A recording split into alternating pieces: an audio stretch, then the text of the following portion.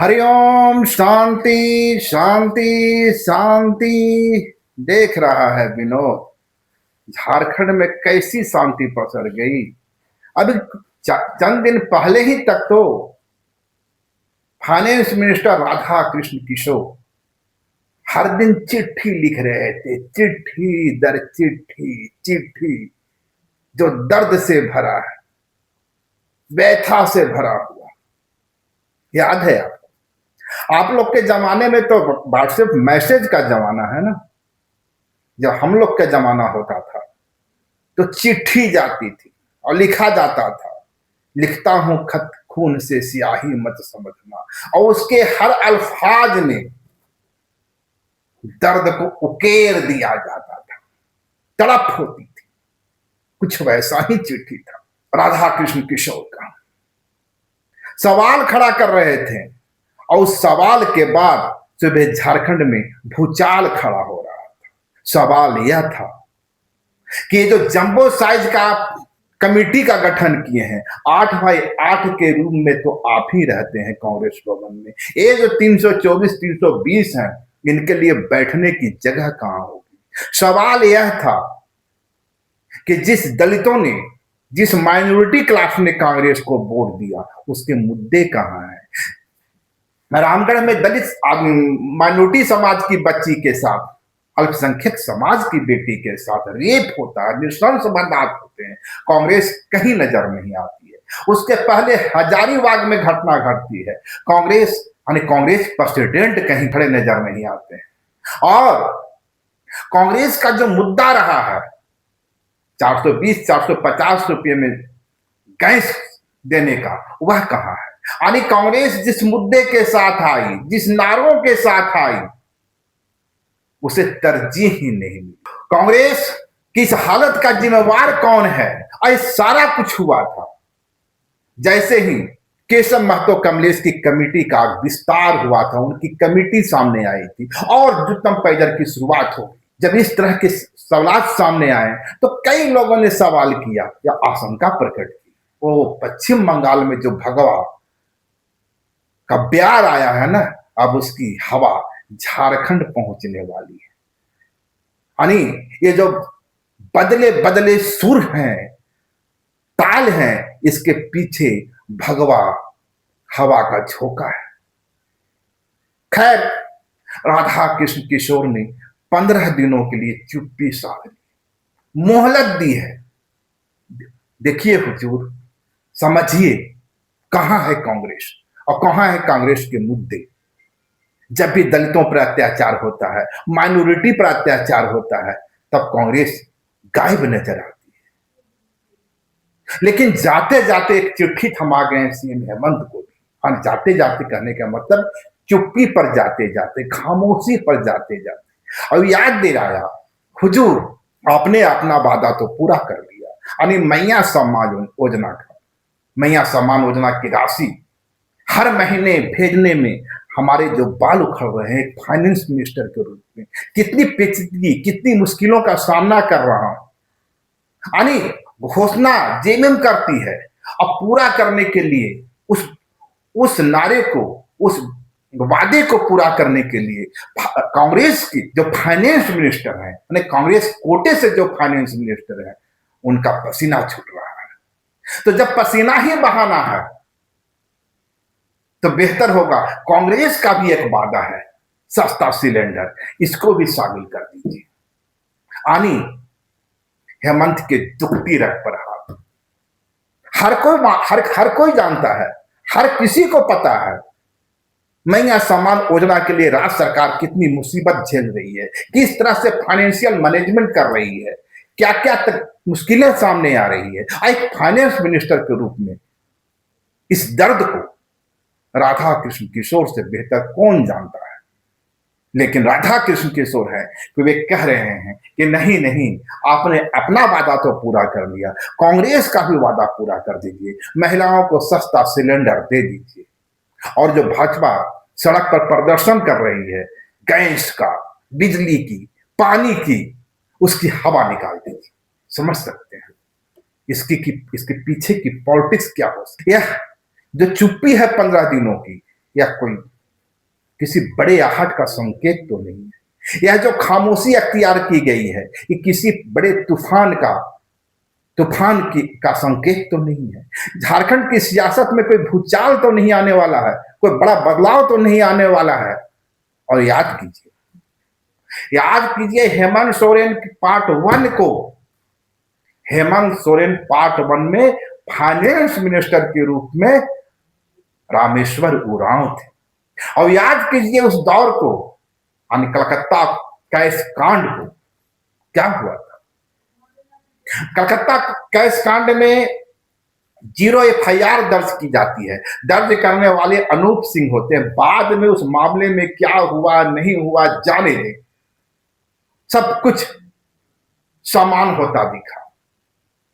लेकिन यदि उस वक्त की खबरों को खंगालिए, टटोलिए, सत्ता के गलियारे में जाकर बात कीजिए, तो कहानी सामने आती है। और कहानी है बिरसा कांग्रेस की।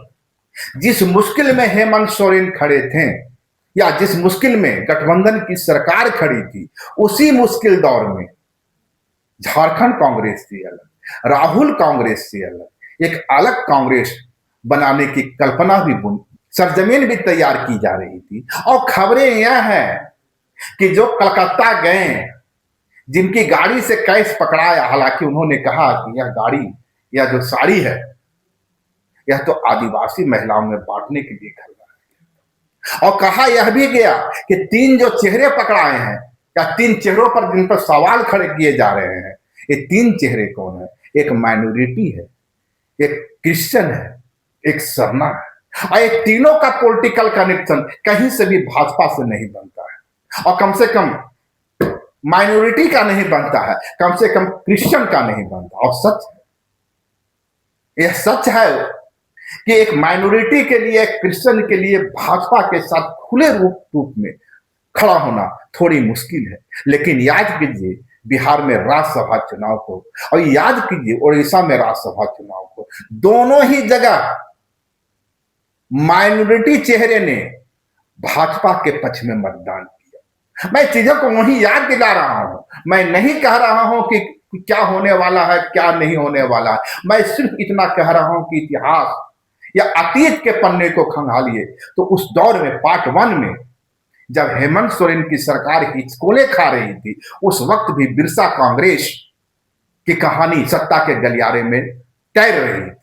और वह उस दौर में याद कीजिए कांग्रेस प्रेसिडेंट के रूप में कौन थे? झारखंड कांग्रेस प्रेसिडेंट के रूप में राजेश ठाकुर। राजेश ठाकुर ने कितनी कुशलता से, कितनी सलीके से उन तमाम परिस्थितियों को हैंडल कर लिया। बेहद मुश्किल दौर था।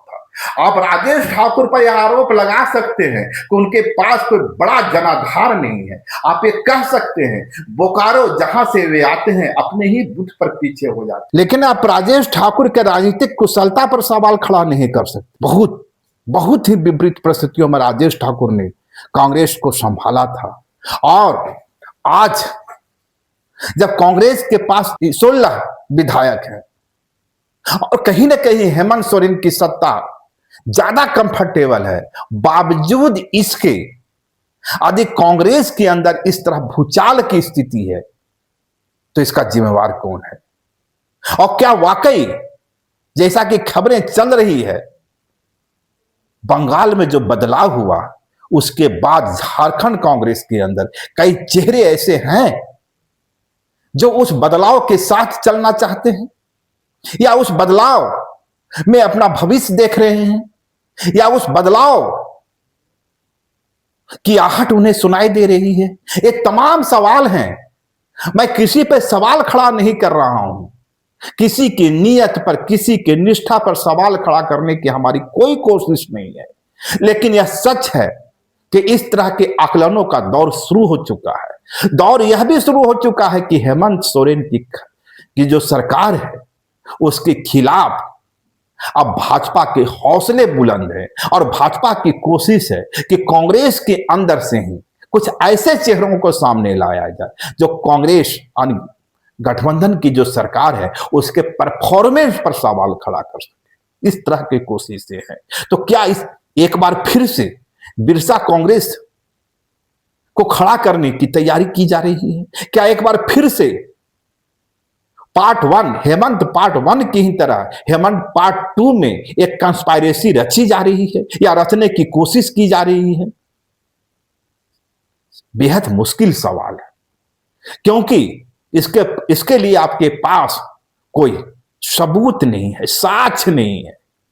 लेकिन क्या, उससे भी बड़ा सवाल है, क्या हेमंत सोरेन इन तमाम परिस्थितियों से अनजान है? और क्या उनकी जो टीम है वो इस पर नजर नहीं रखे हुए? जिस तरीके से उस दौर में यानी पार्ट 1 में बिरसा कांग्रेस की संकल्पना करने वाले, परिकल्पना करने वाले आज हाशिए पर हैं। पता नहीं रामेश्वर उरांव को लोहरदगा की सीट भी इस बार नसीब होगी या नहीं होगी। और शायद इसी की छटपटाहट है कि निशा उरांव सरना सनातन एक का नारा बुलंद कर रही। तो क्या कांग्रेस के अंदर जो मौजूदा दौर में चल रहा है, जिस तरह से राधा कृष्ण किशोर सवालात खड़ा कर रहे हैं, तमाम आर्थिक कठिनाइयों को जानते हुए भी, समझते हुए भी हेमंत सोरेन को गैस सिलेंडर, सस्ता गैस सिलेंडर की याद दिला रहे हैं। और उस दौर में दिला रहे हैं जब 400-500 रुपये में गैस सिलेंडर जब कांग्रेस देती थी, और आज करीबन 900,000 रुपये गैस सिलेंडर का दाम है, बावजूद इसके भाजपा चुनाव जीत रही। यानी सस्ता गैस सिलेंडर इस बात का परिचायक नहीं है कि जनता आपको वोट देगी। यदि गैस सिलेंडर 2,000 रुपये भी हो जाए तब भी कांग्रेस इस बात की आशा नहीं कर सकती, विपक्ष इस बात का आशा नहीं कर सकता कि जनता उसे ही वोट देगी। फिर राधा कृष्ण किशोर सस्ता गैस सिलेंडर यानी 450 रुपये का गैस सिलेंडर में सब्सिडी की रट क्यों लगा रहे हैं? क्या वाकई कांग्रेस की जो प्रतिबद्धता है, कांग्रेस का जो नारा है, उसे पूरा करने की छटपटाहट है, या फिर पीछे कुछ और खेल है? क्योंकि कई तरह के खेल पर्दे के पीछे होते हैं और कई तरह के खेल पर्दे के सामने होते हैं। पर्दे के सामने तो एक खेल हो सकता है कि कांग्रेस को या सीएम हेमंत को कांग्रेस के वादों की याद दिलाया जाए, जिस वादे के साथ कांग्रेस 16 की संख्या अपनी रिपीट कर पाई है, उसे याद दिलाया जाए, या फिर कहीं कुछ और खेल है? बहुत मुश्किल सवाल है, इसका जवाब आसान नहीं है। और क्या जिस तरह से निशा उरांव यानी रामेश्वर उरांव की पुत्री सरना सनातन एक का स्लोगन लगा रही है, ठीक उसी तरीके से या उसके मिलते जुलते नारे के साथ भविष्य में राधा कृष्ण किशोर के बेटे भी पलामू और छतरपुर की सियासत में कुछ उसी तरह का नारा लगाते हुए सामने आए? बहुत संभव है, नकार नहीं सकते। लेकिन मैं यहां एक बात और भी साफ कर दूं, राधा कृष्ण किशोर की प्रतिबद्धता पर सवाल खड़ा करने वाले अपने जगह माकूल हो सकते हैं, वाजिब हो सकते हैं, लेकिन राधा कृष्ण किशोर की यह कौशल रहा है कि 6 बार वे छतरपुर से विधायक बने हैं। यानी एक पूरा पॉलिटिकल एक्सपीरियंस उनके पास है। राजनीति में जो उठा पटक होता है, उतार चढ़ाव होता है, इसकी पूरी जानकारी उनके पास है। हालांकि एक सच यह भी है कि राधा कृष्ण किशोर 1980-85 के बाद लगातार चुनाव जीत नहीं दर्ज किए हैं। यदि उनके राजनीतिक सफर को हम समझने की कोशिश करें तो 1980 में वे कांग्रेस के चुनाव चिन्ह पर जीतते हैं, 1985 में फिर कांग्रेस के चुनाव चिन्ह पर रिपीट करते हैं, 1995 में कांग्रेस के चुनाव चिन्ह पर ही रिपीट करते, वही छतरपुर से, और 2005 में वो जदयू के चुनाव चिन्ह से जीतते हैं, 2014 में बीजेपी के चुनाव चिन्ह से जीतते हैं, और 2024 में भी कांग्रेस के चुनाव चिन्ह पर आते हैं। आने यदि 1980 या 1985 को छोड़ दिया जाए तो राधा कृष्ण किशोर लगातार रिपीट नहीं कर पा रहे हैं, और इसलिए पुष्पा देवी क्या कमाल करेगी, पुष्पा देवी कड़ा मुकाबला करती रही है वहां, यह भी एक सवाल है। तो राधा कृष्ण किशोर के अंदर या उनके पीछे एक छटपटाहट हो सकती है। छटपटाहट यह भी हो सकती है कि 2029 में वे कितना रिपीट करेंगे या नहीं करेंगे, ये सवाल है। लेकिन बड़ा सवाल यह है कि जिस तरीके से झारखंड में राज्यसभा का चुनाव होना है और यह चुप्पी को आप उस राज्यसभा चुनाव से जोड़कर भी देख सकते हैं। जेएमएम आज भी राज्यसभा की दोनों सीटों पर अपनी दावेदारी कर रही है। कांग्रेस की ओर से एक सीट देने की गुजारिश की जा रही है। यदि राज्यसभा की 2 सीटें जेएमएम के पास जाती है तो जो पहली सीट होगी उसमें करीबन करीबन 3 नाम सामने आ रहे हैं। पहला नाम या पहली चर्चा जो आ रही है सामने वह है कल्पना मुर्मू सोरेन। यानी वो कल्पना मुर्मू सोरेन जो गांधी की विधायक हैं, उन्हें राज्यसभा भेजने की तैयारी भी हो सकती है। और यदि ऐसा होता है तो दिल्ली में या दिल्ली की पॉलिटिक्स में जेएमएम को एक बड़ा चेहरा मिल जाएगा, एक ऐसा चेहरा जो किसी भी मुद्दे पर प्रखरता के साथ और तथ्यों के साथ अपनी बात को रख सकता है। यानी बेहद ही शानदार चेहरा जेएमएम को मिलने जा रहा है। अब तो जेएमएम को फैसला करना है, लेकिन एक दूसरा नाम भी है। दूसरा नाम अंजनी सोरेन का है।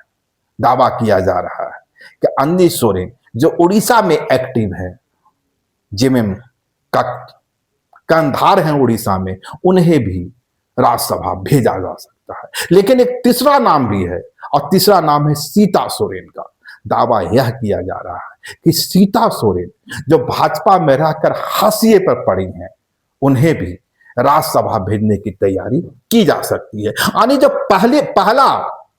पहली सीट है उस पर तीनों के तीनों नाम ही सोरेन परिवार से जुड़े हैं। लेकिन दूसरा सीट से राज्यसभा कौन जाएगा और जेएमएम किसे भेजेगी? यदि हालिया दिनों में आप गुमला विधायक भूषण तिर्की के बयान को सुने, वे विनोद पांडे का नाम उछाल रहे।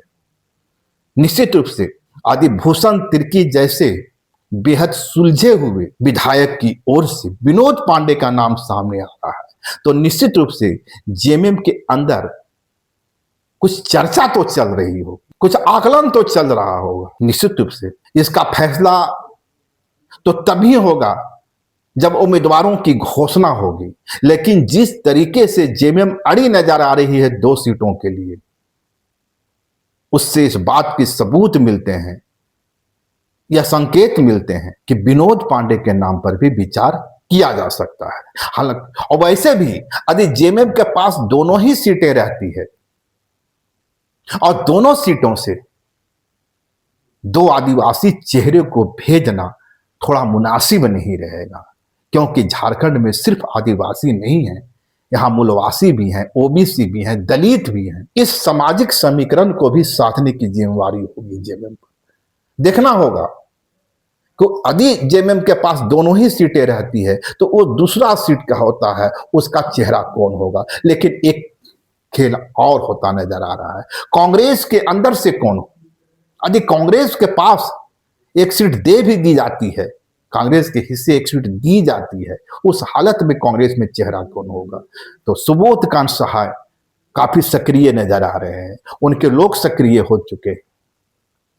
यदि कांग्रेस के अंदर आदिवासी वॉइस की बात करें तो दयामणि वार्ला का नाम काफी लोग ले रहे हैं। उनका कहना है कि भाई कांग्रेस किसी आदिवासी चेहरे को क्यों नहीं भेज सकती। जब जेएमएम आदिवासी चेहरे को भेजकर आज ट्राइबल कम्युनिटी में अपने आधार को मजबूत कर सकती है तो फिर कांग्रेस पीछे क्यों रहे।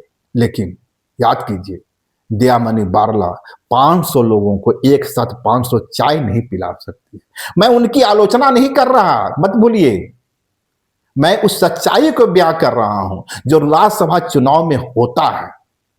क्या धन बल का प्रयोग होता है, कितना होता है, आप वाकिफ हैं। हमारी कोशिश सिर्फ यह बतलाने की है कि दयामणि वार्ला उस खेल में कितनी बड़ी खिलाड़ी होंगी। उनके संघर्ष को सैल्यूट। निश्चित रूप से आयरन लेडी हैं, लेकिन क्या इसी भरोसे राज्यसभा का चुनाव जीता और हारा जाता है?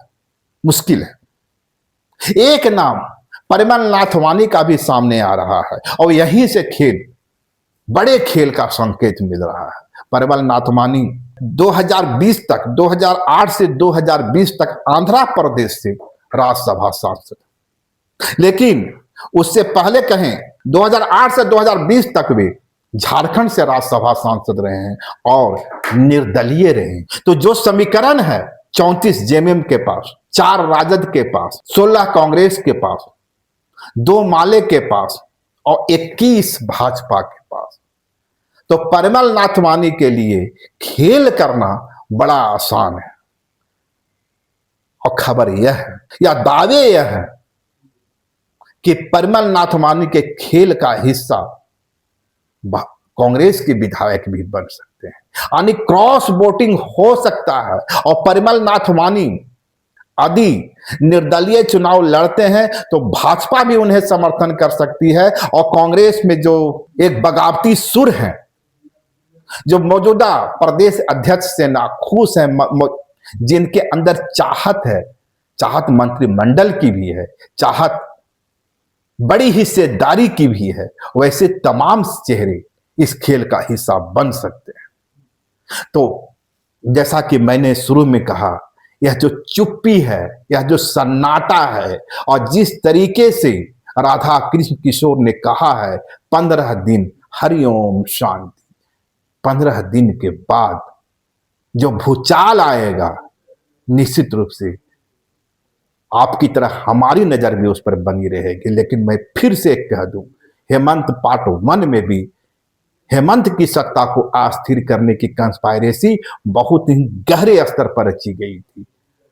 यह बात मानने का कोई कारण नहीं है कि हेमंत पार्ट 2 में उनकी नजर, यानी सीएम हेमंत की नजर झारखंड में चल रहे इस उठापटक बनी नहीं हो। कांग्रेस के अंदर तो हलचल है, कांग्रेस के बाहर जो हलचल है, भाजपा में जो भाजपा की आशाएं जो हिलोरे मार रही है, इन तमाम पर उनकी नजर बनी होगी। इस हालत में देखना होगा उपचार क्या होता है, क्योंकि उपचारित होकर रामेश्वर उरांव और सियासी हाशिए की शिकार बनते दिख रहे। और जैसा कि मैंने कहा, उनकी बेटी सरना सनातन एक है का उद्घोष कर रही, कल कहीं राधा कृष्ण किशोर के साथ यही होता नजर आए तो अचरज की बात नहीं है। और खासकर तब जब सीएम हेमंत को चिट्ठी लिखने के पहले राधा कृष्ण किशोर और इरफान अंसारी की मुलाकात की एक तस्वीर भी आती है। इस तस्वीर के क्या मायने हैं और इस तस्वीर के पीछे का खेल क्या है, कई सवाल हैं। इन तमाम सवालों को आप पर छोड़े जा रहा हूं, लेकिन यकीन मानिए, राज्यसभा चुनाव के पहले या राज्यसभा चुनाव के दौरान झारखंड में एक बड़ा खेल खेलने की कोशिश की जाएगी। वो कितनी सफलीभूत होगी, कितनी पूरी होगी, उस पर आप सवाल खड़े कर सकते हैं, क्योंकि हेमंत सोरेन इस तरह के तमाम प्रयासों को पहले भी विफल करते रहे हैं और हम मानने का कोई कारण नहीं है कि वे आगे इसे विफल नहीं करें। शुक्रिया, नमस्कार। लाइव लगातार के वीडियो को लाइक करें, सब्सक्राइब करें और बेल आइकन को दबाना न भूलें।